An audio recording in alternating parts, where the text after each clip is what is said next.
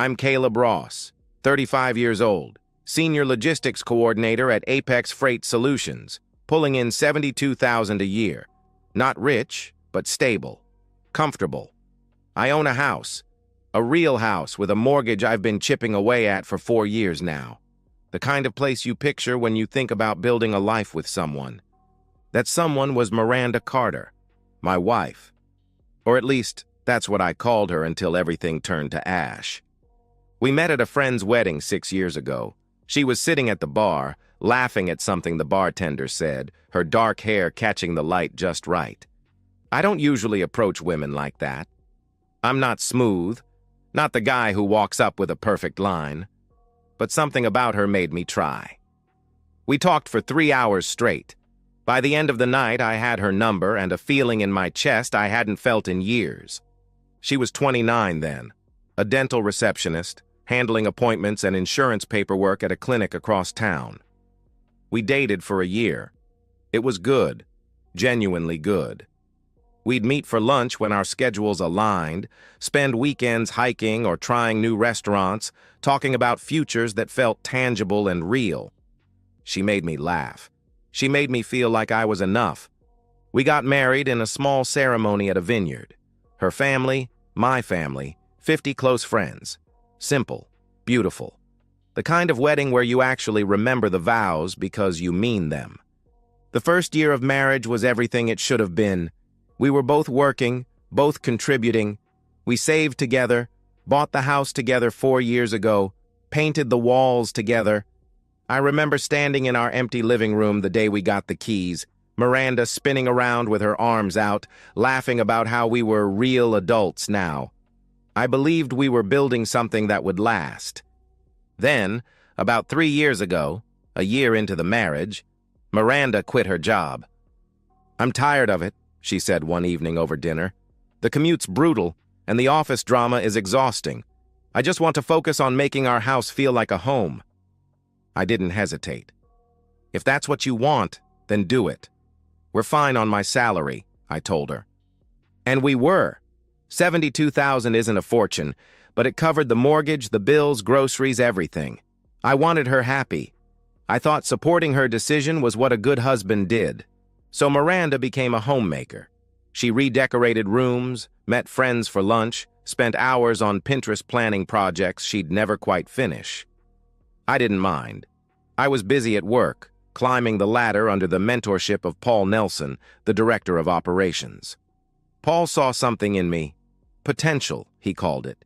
He groomed me for leadership, taught me the systems, introduced me to clients. When he announced 6 months ago that he was retiring early to Florida, he pulled me aside. "You should apply for my position," he said to me. "You're ready. You've earned it." I applied. I was confident. 10 years of experience, respect from the team, a track record of solving problems nobody else could. The job felt like mine before the interviews even started. But I didn't get it. Instead, they gave it to Greg Donovan. Greg was 42, the CEO's nephew, and had zero logistics experience. He walked into the office on his first day wearing a suit that cost more than my monthly mortgage payment, and an attitude that made it clear he thought he was doing us all a favor by showing up. The whispers started immediately. Nepotism, unqualified, disaster waiting to happen. Greg's first week confirmed every fear. He micromanaged, overrode protocols that had worked for years, and seemed to have a special focus on me. Back-to-back trips, Denver, Phoenix, Atlanta, Kansas City, 4 trips in 3 weeks. When I went to HR to push back, they shrugged. "He's your supervisor. If he says you need to travel, you travel," the HR rep told me flatly. So I traveled. I packed my bag, kissed Miranda goodbye, and told myself it was temporary. That eventually Greg would settle in, realize he was in over his head, and ease up. But he didn't. The trips kept coming. And every time I left, Miranda seemed lighter, happier. Like my absence was a relief instead of a burden. I told myself I was being paranoid, that the stress from Greg was making me see problems where there weren't any. I was wrong, dead wrong. The first time I noticed something was off, I convinced myself I was imagining it. I came home from a 3-day trip to Phoenix, exhausted and irritable from dealing with Greg's incompetent directives. Miranda was in the kitchen, humming to herself, wearing a dress I didn't recognize. Makeup done, hair styled. She looked vibrant, more alive than I'd seen her in months. "You look nice," I said, dropping my bag by the door. "Going somewhere?" She turned, smiled. "Just lunch with some friends. Thought I'd make an effort," she answered casually. It was a reasonable answer, but something about the way she said it, too casual, too rehearsed, made my stomach tighten. Over the next few weeks, the changes multiplied. She started dressing up more often, especially on days she knew I'd be leaving for work trips. She'd shower in the middle of the afternoon and change clothes before I got home. Her hair still damp, her skin smelling like expensive soap. She bought new lingerie, lace and silk hidden in the back of her drawer, things she never wore for me. I tried to rationalize it. Maybe she was taking better care of herself. Maybe she'd joined a gym or started a hobby. Maybe the time alone was good for her, giving her space to rediscover who she was outside of being my wife. But the rationalizations felt hollow. 2 months before everything exploded, I forgot my laptop charger at home and had to drive back from the office to grab it. I opened the front door quietly, force of habit, not wanting to startle her if she was napping or watching TV. That's when I heard her voice. She was in the kitchen, speaking low and soft, a tone I hadn't heard directed at me in what felt like forever. Flirty, intimate, giggling like a teenager with a crush. "I know. I miss you too." A pause. Laughter. "He's gone all week." "Yeah, tonight's perfect," she said into the phone. I froze in the hallway, my heart slamming against my ribs. My brain scrambled to make sense of what I was hearing, to find an innocent explanation, to believe anything other than what my gut was screaming. Miranda turned and saw me. The color drained from her face. She hung up immediately, her hand shaking as she lowered the phone. "Who was that?" I asked. My voice came out steady, but inside I was crumbling. "Just a friend," she said quickly, her words tumbling out. "Making plans. You startled me." "You said I miss you," I pointed out. "We haven't seen each other in a while, it's just—" She waved her hand dismissively. "Girl talk. You wouldn't understand." I wanted to believe her. God, I wanted to believe her so badly. But the look on her face when she saw me, the panic, the guilt, it told a different story. That night I lay in bed beside her, staring at the ceiling while she slept soundly beside me. My mind wouldn't stop racing. Who was she talking to? How long had it been going on? Was I losing my mind, or was my wife having an affair? I started paying closer attention. The way she angled her phone away when texting, the way she'd leave the room to take certain calls, the faint marks on her neck she claimed were from a necklace clasp, the way her eyes lit up when I told her about another trip Greg had assigned. I'm a logistics coordinator. My job is solving problems with data and evidence. I analyze patterns, track variables, identify inefficiencies. I couldn't approach this any differently. A week later, Greg called me into his office. "Houston, 3 days. Leave tomorrow morning," he instructed. When I told Miranda that evening, she kissed me on the cheek and said, "I'll miss you." But her eyes betrayed her. They looked relieved, excited even. That night, lying in the dark, I made a decision.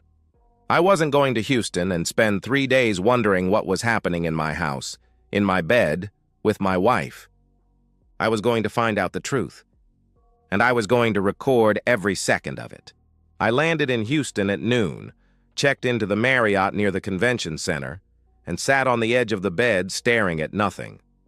My phone buzzed with a text from Miranda. "Hope you landed safe. Love you." I didn't respond. Instead, I called Jason Clark, a systems analyst I'd known since college. We'd stayed close over the years, grabbing beers every few months, talking shop about work and life. He owed me a favor. I'd helped him move last summer when his back went out halfway through loading the truck. "Jason, I need help," I said when he picked up. "Can you access my home security cameras remotely?" There was a pause. "Why?" he asked cautiously. "I think something's going on. I need to see," I admitted. Another pause, longer this time. "Caleb, if you're asking what I think you're asking," he started. "Please," I interrupted. He sighed. "Give me 30 minutes, he finally agreed. I sat in that hotel room, hands shaking, stomach churning, trying not to think about what I might see, trying to prepare myself for confirmation of the nightmare that had been eating me alive for weeks. My phone rang. Jason's voice was tight, uncomfortable. "Caleb, you need to see this," he said quietly. He sent the link. I opened it on my laptop, logged into the security system, and pulled up the live feed from the living room camera. Miranda was there, on the couch, with a man. They were kissing. His hands were in her hair. Her hands were pulling at his shirt. They moved together like they'd done this 100 times before, like they knew each other's rhythms, like they belonged to each other. The man turned his head toward the camera. Greg Donovan, my boss. I stared at the screen, my brain refusing to process what my eyes were seeing. Miranda pulled Greg toward the stairs, laughing, and they disappeared from view. The bedroom didn't have a camera. I'd never installed one there because it felt invasive, unnecessary, ironic. I sat frozen for 10 minutes, maybe longer, replaying the footage over and over, watching my wife kiss another man, watching Greg Donovan, put his hands all over her in the house I paid for.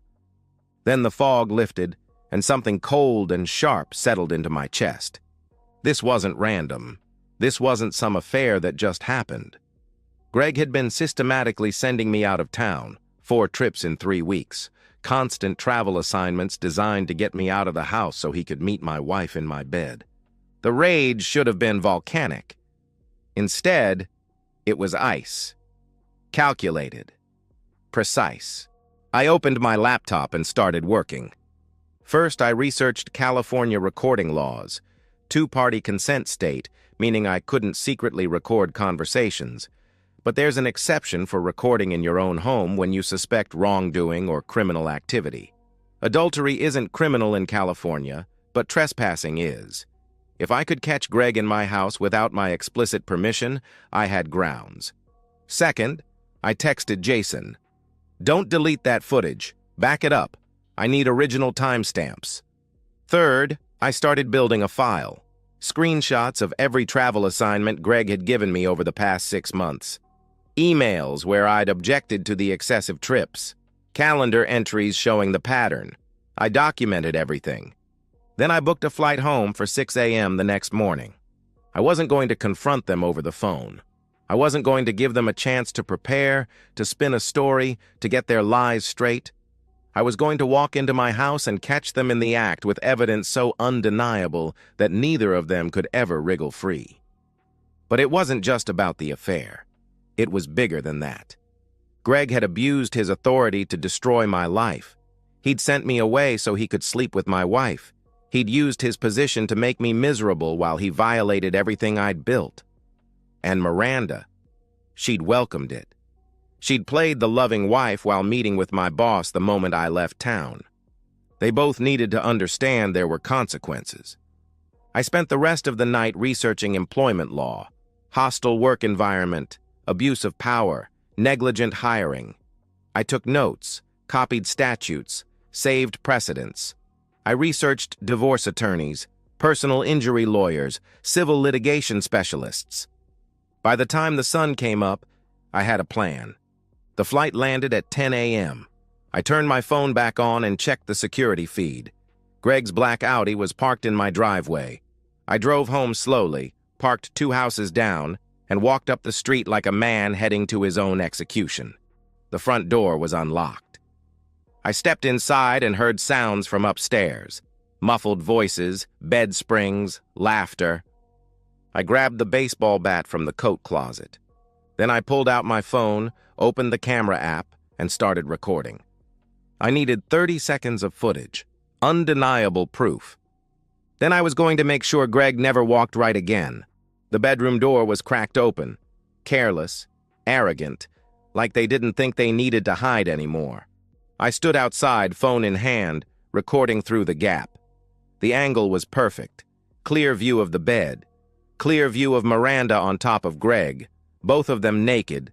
Both of them completely lost in the moment. 30 seconds. That's all I needed. I got 45. I saved the video. Backed it up to the cloud immediately. Evidence secured. Then I kicked the door open. "What the hell?" I shouted. The room exploded. Miranda screamed, scrambled off Greg, grabbed the sheet to cover herself. Greg sat up, eyes wide with recognition, his face going from flushed pleasure to pure terror in half a second. "Caleb! Wait!" he started, his voice panicked. I didn't wait, didn't speak, didn't give him time to beg or explain or lie. I swung the bat. It connected with his shin with a crack that echoed through the room like a gunshot. Greg's scream was primal, animal, ripping out of him as he fell off the bed, clutching his leg, his body convulsing.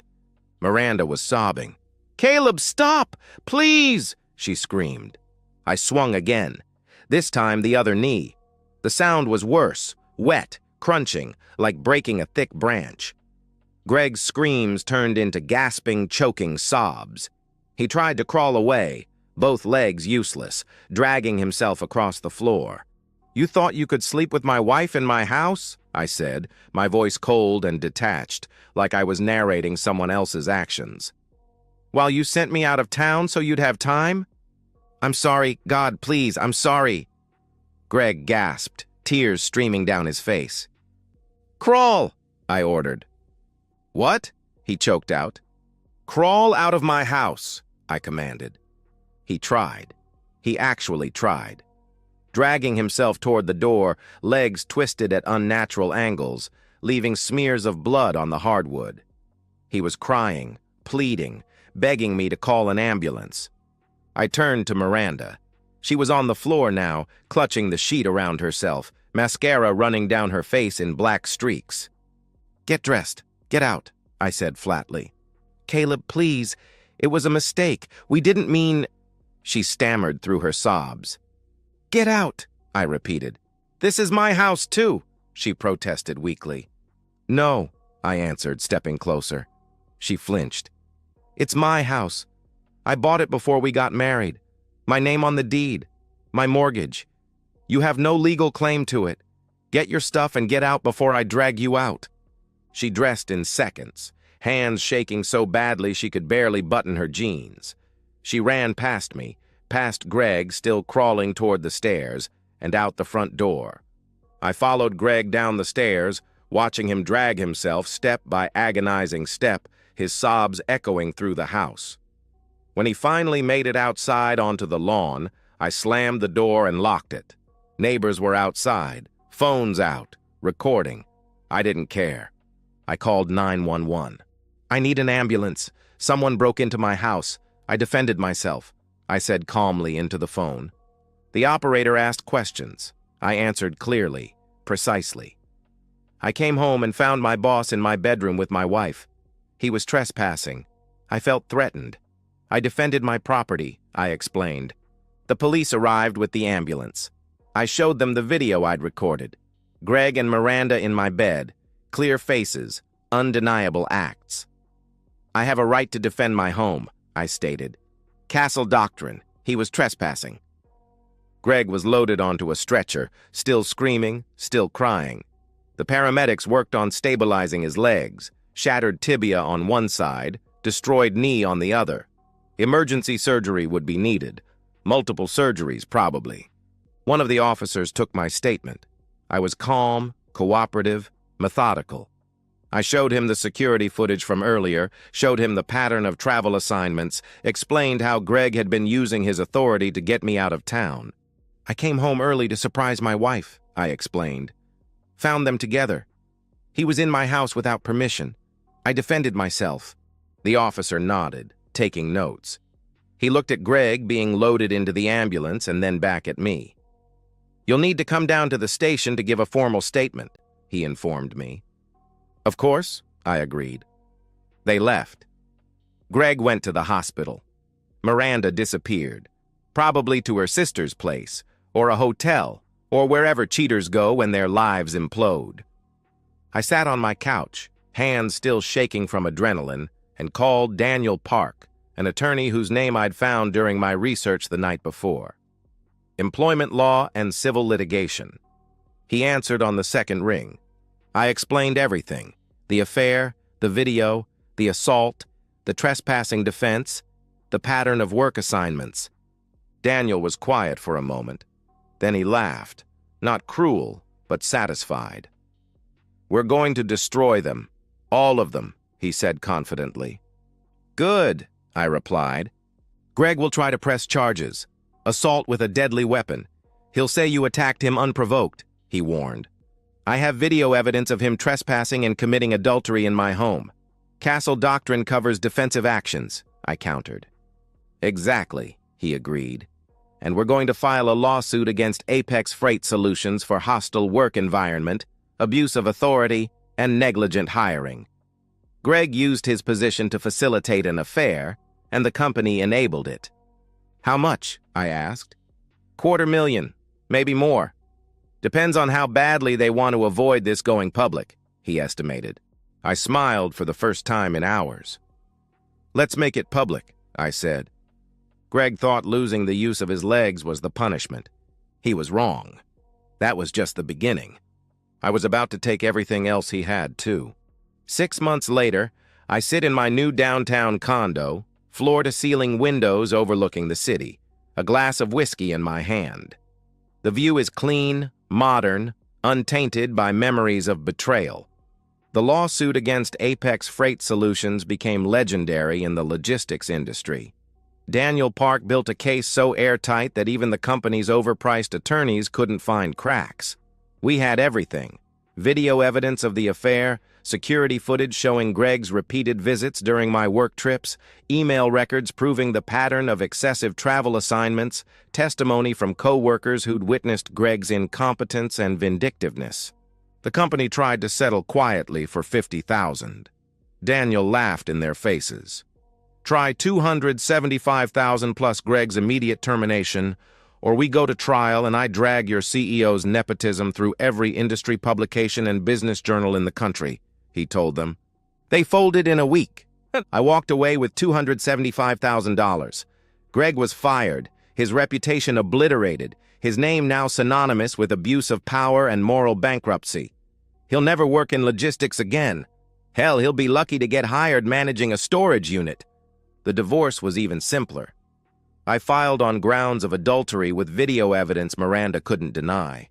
She didn't even contest it. She had no leverage, no defense, no sympathy. I kept the house, the savings, everything. She'd signed a postnuptial agreement 3 years ago when we refinanced the house, right around the time she quit her job.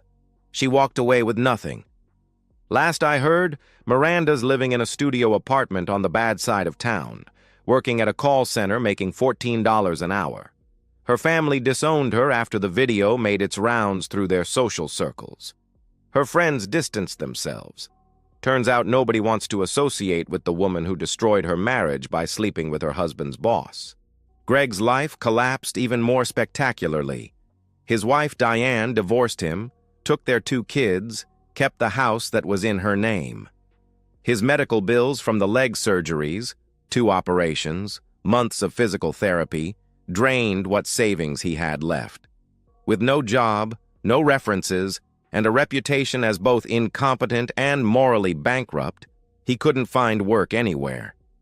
A mutual acquaintance told me Greg's now working part-time at a warehouse, making $16 an hour, still limping on legs that never healed right. He lives in a studio apartment smaller than my new walk-in closet, still paying off medical debt. As for me, I quit Apex 3 months after the settlement, walked into the CEO's office, dropped my resignation letter on his desk, and told him exactly what I thought of his company's hiring practices. Started my own logistics consulting firm with the settlement money. leveraging a decade of experience and professional relationships I'd built. Business is good, better than good. Clients appreciate expertise and integrity, two things Apex clearly didn't value. I sold the old house. Too many ghosts, too much history soaked into the walls. Bought this condo instead, modern, clean, mine. I'm dating again, carefully, slowly. I'm in therapy, working through the betrayal and the violence, understanding myself better. People ask if I regret breaking Greg's legs, if I went too far. My answer is always the same. He systematically dismantled my life so he could fuck my wife in my bed. He got off light, I tell them. Justice isn't always pretty, but it's necessary. Protect yourself, document everything. When someone betrays you, don't just get mad, get evidence, then make sure they face consequences. I'm 35, divorced, self-employed, and free, and I'd do it all again. And so, we've reached the end of today's story. Was it what you expected, or did it take a twist you didn't see coming? I'm curious to hear your thoughts. Share them in the comments below, and let's get a conversation going.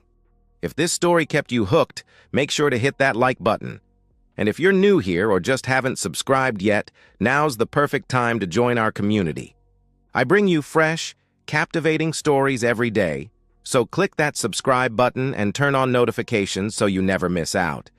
Thanks for watching, and I'll see you in the next one.